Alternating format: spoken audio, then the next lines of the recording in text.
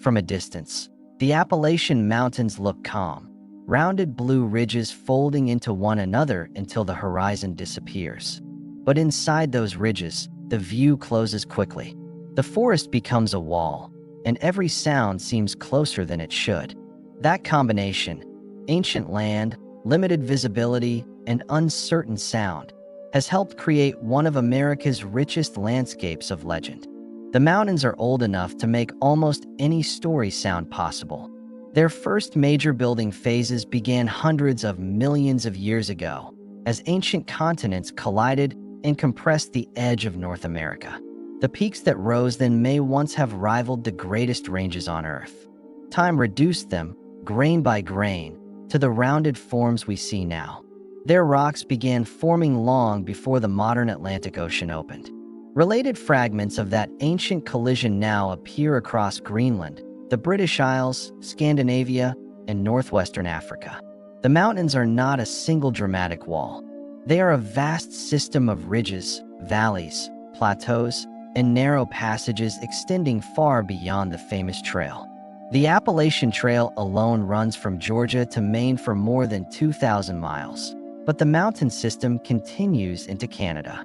In many communities, the narrow valleys between ridges are called hollows or hollers. A hollow can feel protected in daylight and completely enclosed after dark. Water, wind, and animal calls can bounce between slopes, making distance and direction difficult to judge. A call that begins far away may arrive from several directions at once. The forest also contains voices that do not sound like animals until the animal is seen. Foxes, bobcats, owls, and other animals can produce screams, cries, and calls startlingly close to human sounds. When the source remains hidden, the mind supplies an explanation and usually chooses the one it fears most. This is why one of the most repeated warnings says, "If something calls your name, do not answer." There is no evidence of a creature moving through the Appalachians and perfectly imitating the voices of loved ones.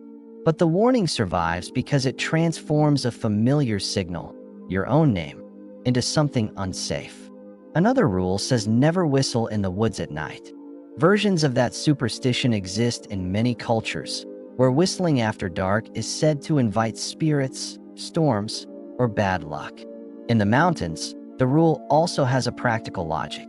A whistle carries, announces your location, and may attract attention you did not intend. The most unsettling warning may be the simplest. If the forest suddenly becomes silent, leave. Animals do sometimes reduce their calls when a predator, human, or sudden weather change alters the environment. But a quiet forest is not proof of anything paranormal. Wildlife activity changes with temperature, wind, time of day, and season. The rule works because silence is not empty. It makes the listener notice every movement that follows. A twig breaks. Something moves through brush. Then it stops when you stop. Small animals, deer, falling nuts, and wind can create rhythms that resemble footsteps. Yet when those sounds match your pace, coincidence becomes difficult to believe. The mountains are filled with shapes that are recognizable for 1 second and wrong the next. A bear can stand upright. A deer can appear strangely tall on a slope. A damaged branch can look like an arm, seen through rain, headlights, or dense branches. Familiar animals can become almost unrecognizable.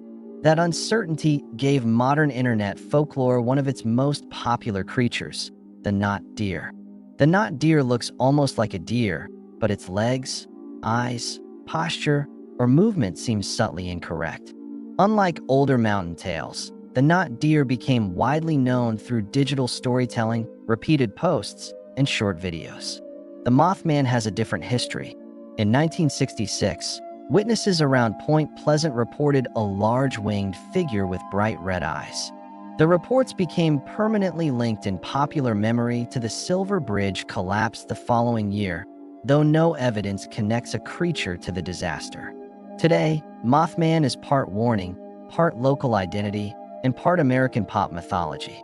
The Wampus Cat belongs to another set of Southern mountain stories, with versions that differ from community to community. Some versions describe a great cat. Others tell of transformation, punishment, or protection. Their origins are often simplified online.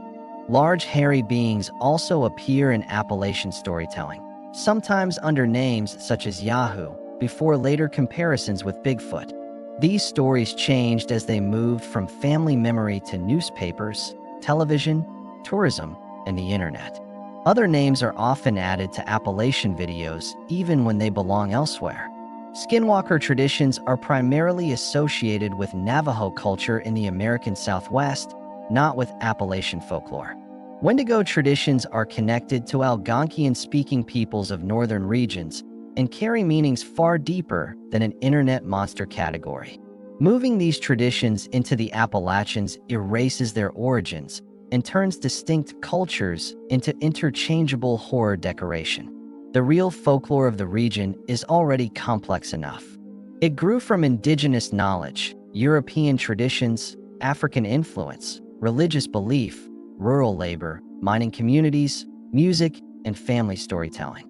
Ballads carried old events across generations, sometimes preserving grief more effectively than official records.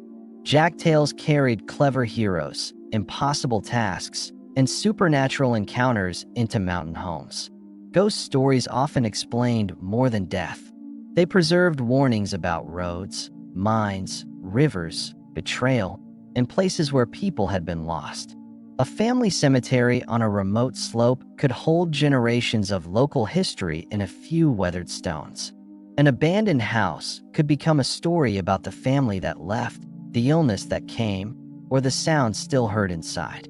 A sealed mine could carry memories of collapse, injury, and workers who never returned. In that context, the supernatural is not separate from history. It is one way communities remember what the landscape cost them. The mountains also contain real hazards that require no legend. Leave a marked path, and steep ridges can hide landmarks within minutes. Weather can shift quickly. A warm afternoon can become cold rain before a hiker reaches the next road.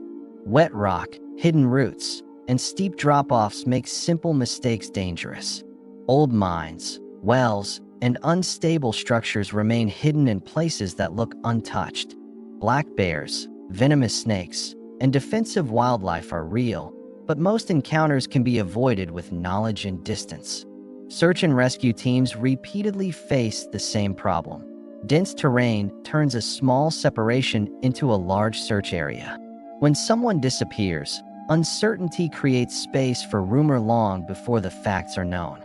Most disappearances have ordinary explanations: injury, exposure, disorientation, voluntary absence, or incomplete information. But a story with no final answer is more likely to survive than a solved accident. Modern social media compresses all of this into a list. Do not whistle, do not answer, do not look, and leave when the woods go quiet. The list feels ancient, but many of its exact phrases are recent. What is old is the human habit behind it, turning danger into memorable rules. A short warning travels farther than a complicated explanation. It also changes behavior, which is exactly what a useful warning is supposed to do. The problem begins when caution becomes certainty and a story becomes proof of a creature no one can verify. That does not make the folklore meaningless. A legend can preserve identity, grief, humor, fear, and belonging even when its supernatural claim cannot be demonstrated. The landscape strengthens every story because it refuses to reveal everything at once. A ridge blocks the next valley. A bend hides the next cabin. Leaves conceal whatever moved through them. Even daylight feels incomplete because the forest is always withholding the source of a sound.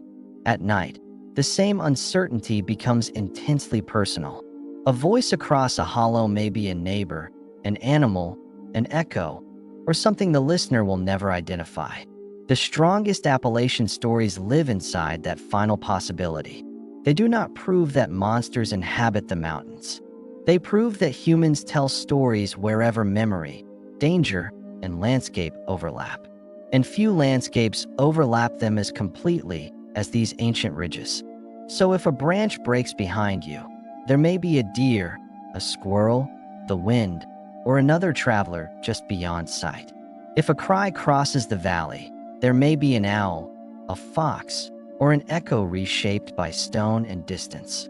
And if the forest offers no answer at all, that absence will become part of the story. That may be the real secret of the Appalachian Mountains. Not that they hide the impossible, but that they make certainty difficult.